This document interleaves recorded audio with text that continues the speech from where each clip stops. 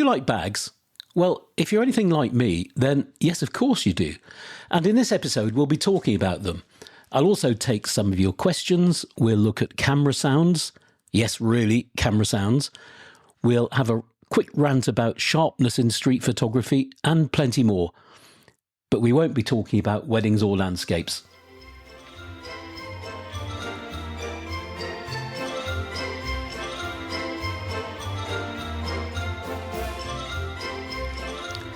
I don't know about you, but this time of year is so miserable, isn't it? It's grey, people are in their shells, subjects don't present themselves to us in such an obvious way, and I actually find my usual style of observational street photography quite difficult.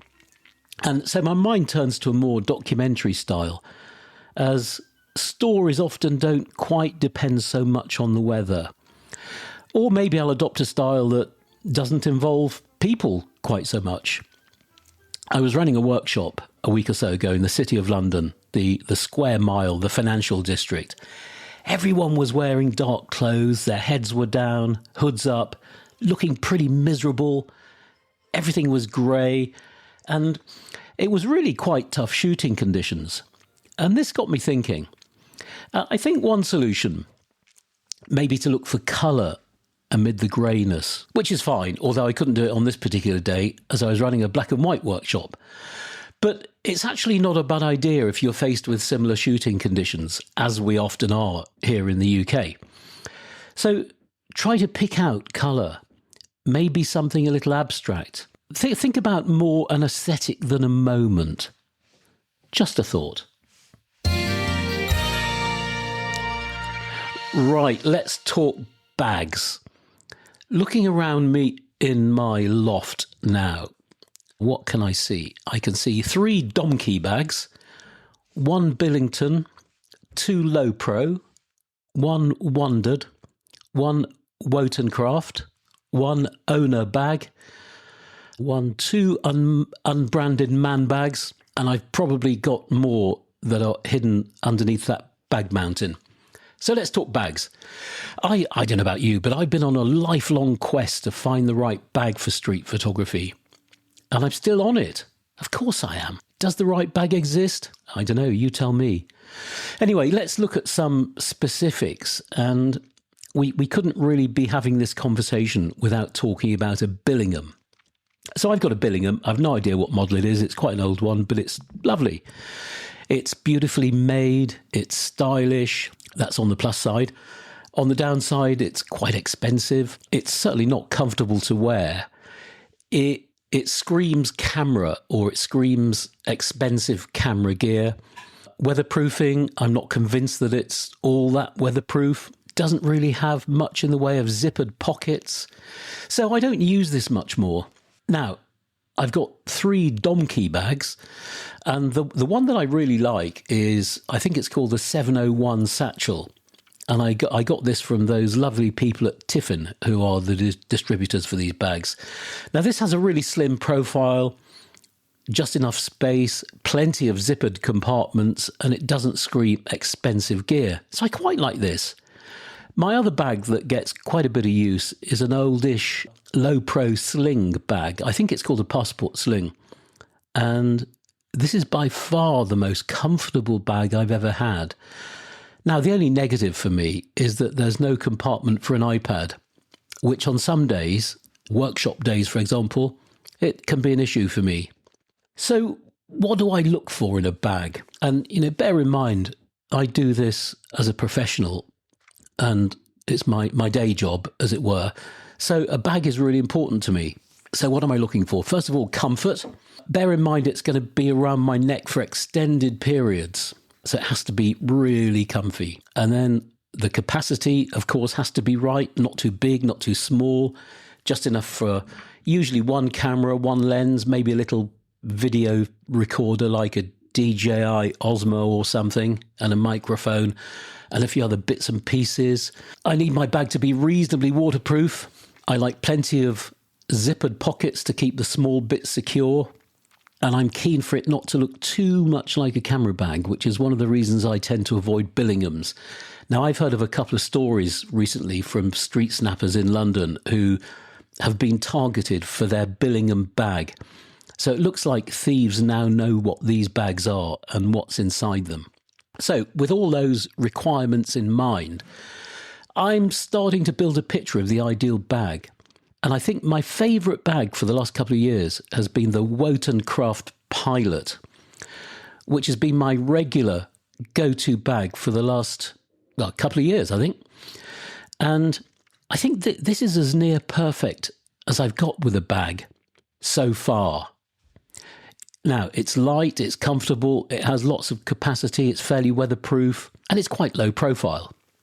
Now, if you don't know them, Wotancraft are a company based in Taiwan who are actually great to deal with. Don't be put off that they are based in Taiwan and, for many of us, a long way away. They ship worldwide at reasonable cost, and you can check them out online, their website, if you just search for Wotancraft, Wotan. Actually, I'll put a link in the show notes. Now, I'm off to Venice in a few days, and I'll be taking this bag with me. I actually injured my neck playing tennis a few weeks ago, which is quite painful, and it has me listing to starboard. So this will be a good test of just how comfortable this bag is, and I'll report back to you.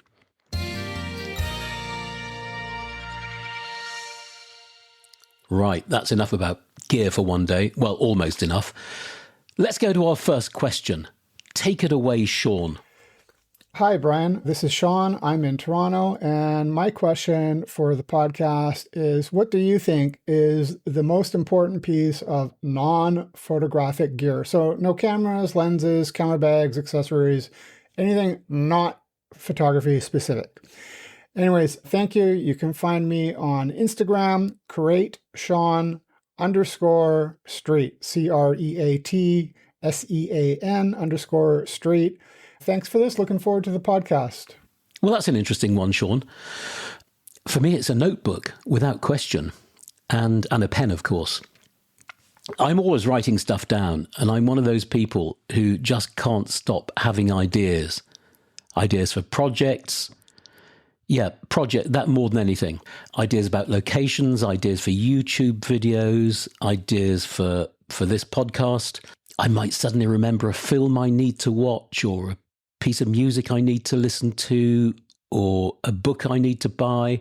Thoughts and ideas come at me at the most inconvenient times, and I just need to be able to write them down. Sometimes I do it on my phone, but on my phone I use Microsoft OneNote, which is very good, and this synchronizes with my iPad and my laptop, so this is great. But it's a far nicer, visceral experience writing something down. I just love writing something down. It's the reason I like reading physical books rather than looking at them on a screen. My life is so chaotic that I can't remember stuff, and I need to write it down. So I use a leather-bound Paper Republic notebook. Really nice company. I just love this stuff. And I usually have a mechanical pencil. So this is an essential bit of kit for me, the notebook. And my next essential, thinking about this, is, I sort of hesitate to say this, it's my Apple Watch. I'd much rather have a proper old school watch.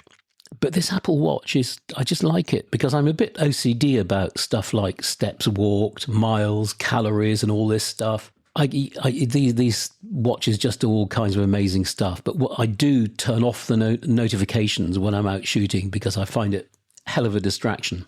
So that's it, Sean. Maybe that's not what you wanted to hear. Maybe you're looking for a piece of magical, life-changing photographic gear. But no, it's my notebook.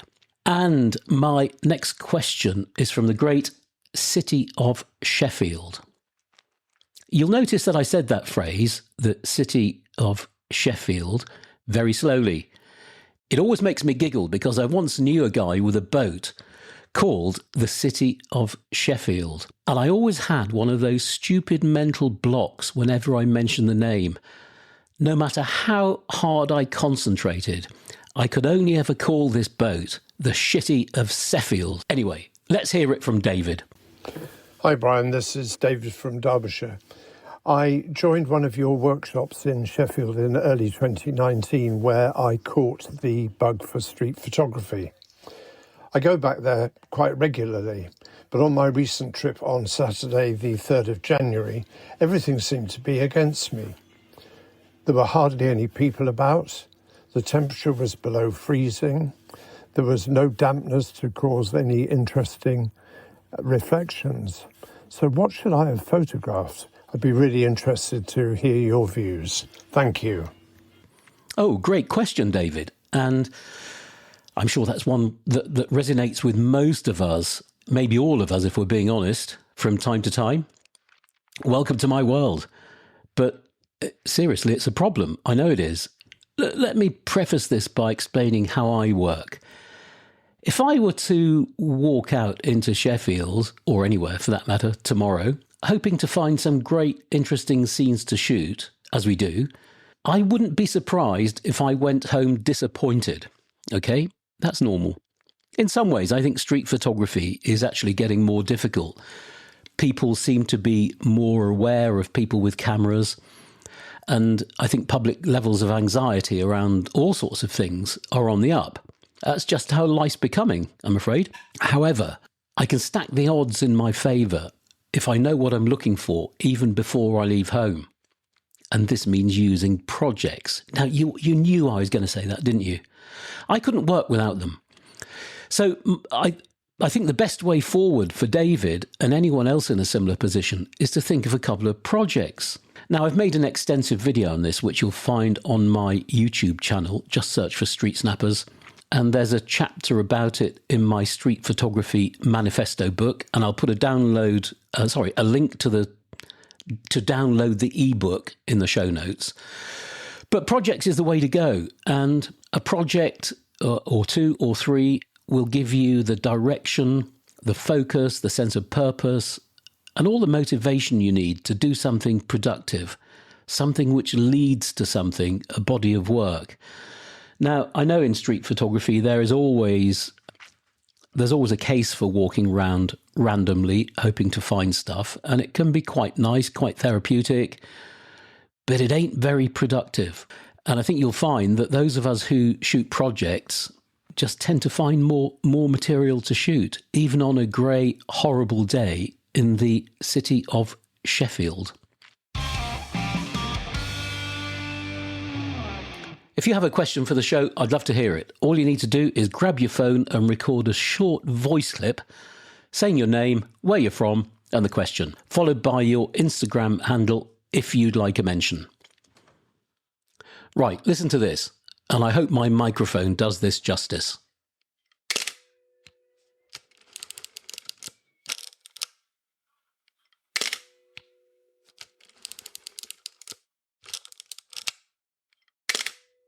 What's this sound? If you have one of these cameras, you'll probably recognize it instantly. And I think it's one of the most beautiful sounds from the world of photography. Well, anyone? It's the Pentax 6.7.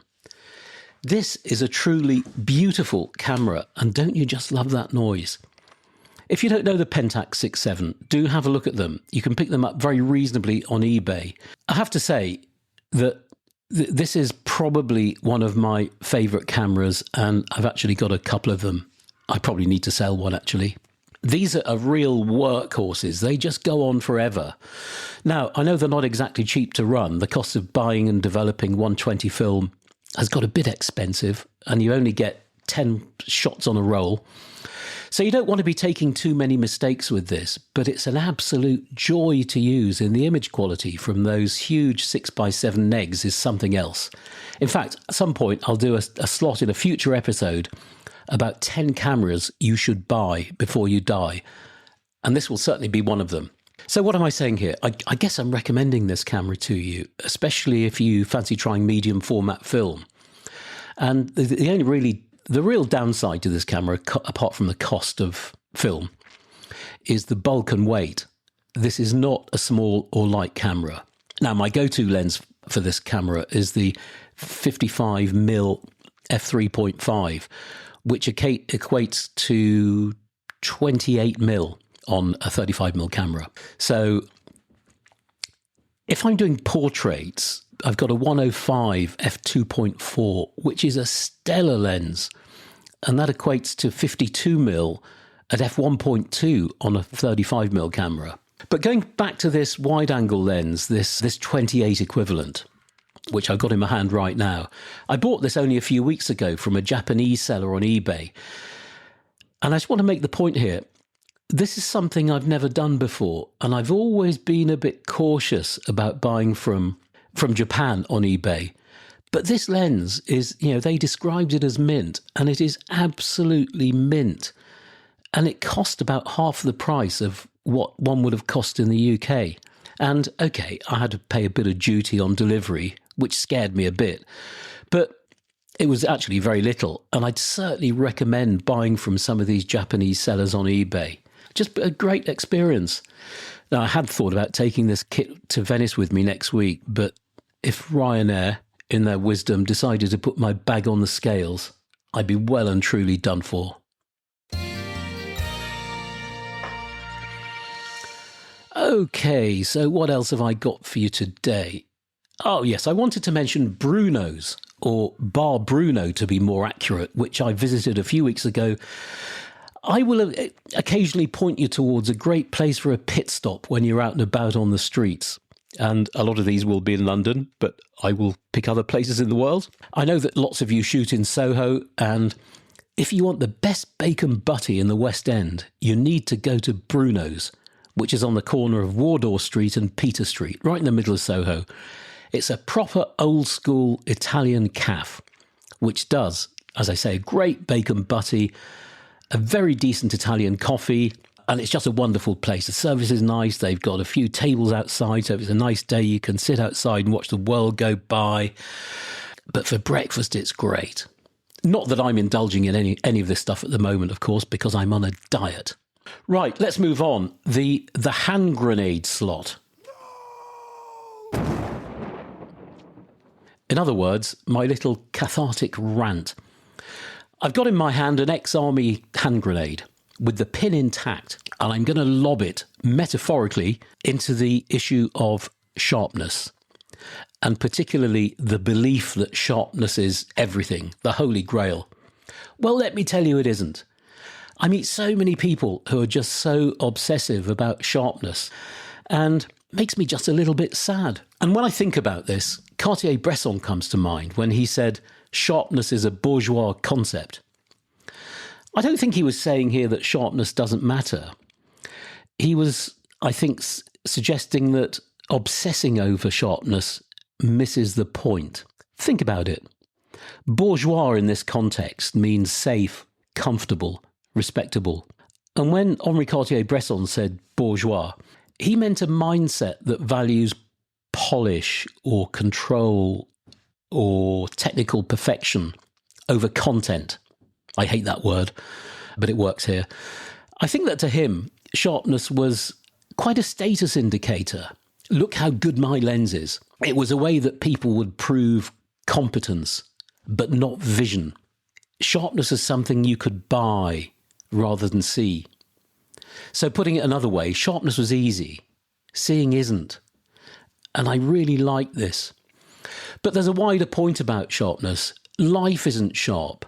Life is chaotic. Street life is chaotic. It's moving. It's imperfect. So blur or a bit of grain or slightly missed focus, these aren't flaws. They give you a sense of being there. They give you a sense of intimacy, of being in the moment. And actually turning on this head, sharpness can actually distance the viewer, making the image feel over-controlled or clinical. Surely we want our images to feel alive, not embalmed.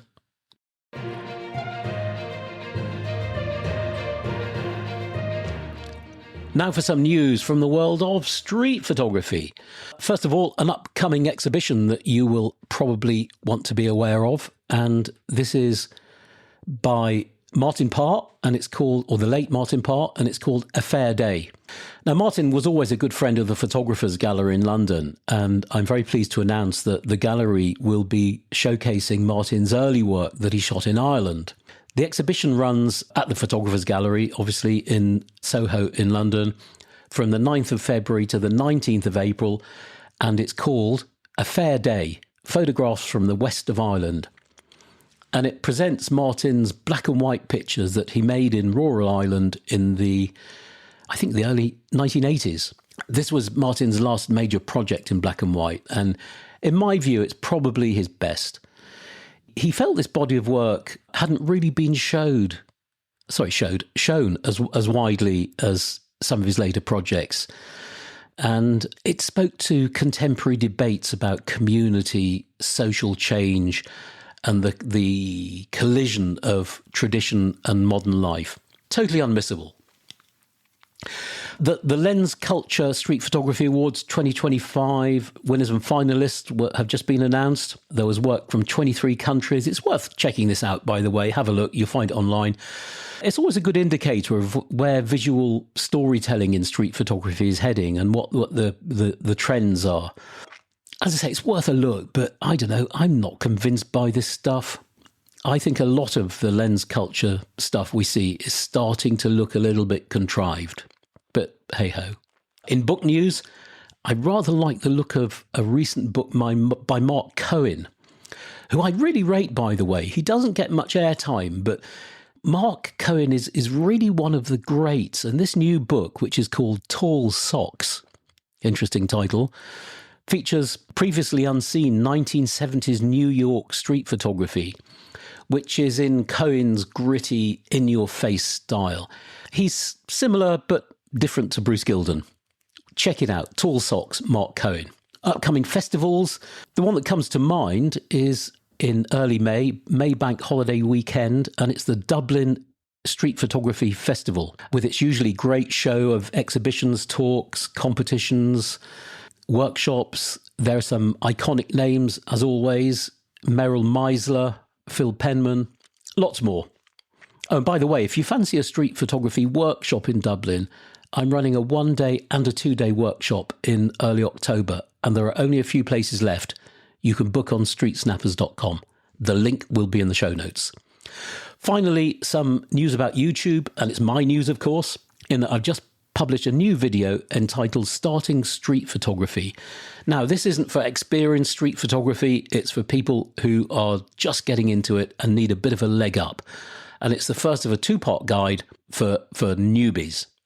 Just some solid basic info to get you started. So that's the news. I've now got some packing and planning to do. I'm off to Venice, as I said. I'll be producing episode 4 in a week or two, probably a couple of weeks now. And we'll be taking a look at the great William Klein and specifically what we can learn from him. We'll look at exactly what the Street Snappers Collective is, because if you're not a member, you possibly don't know, and I keep getting questions about it. I'll take more of your questions, and I'll be metaphorically lobbing my hand grenade at a hot potato involving street photography workshops. And we'll look at why Prague is such a good location for street photography. And this isn't an advert for my workshop in June, because that's all sold out. And there'll be more. So please make sure you subscribe to this and to my YouTube channel, and don't forget to email me with your hopefully recorded questions from the show. Bye for now. Arrivederci.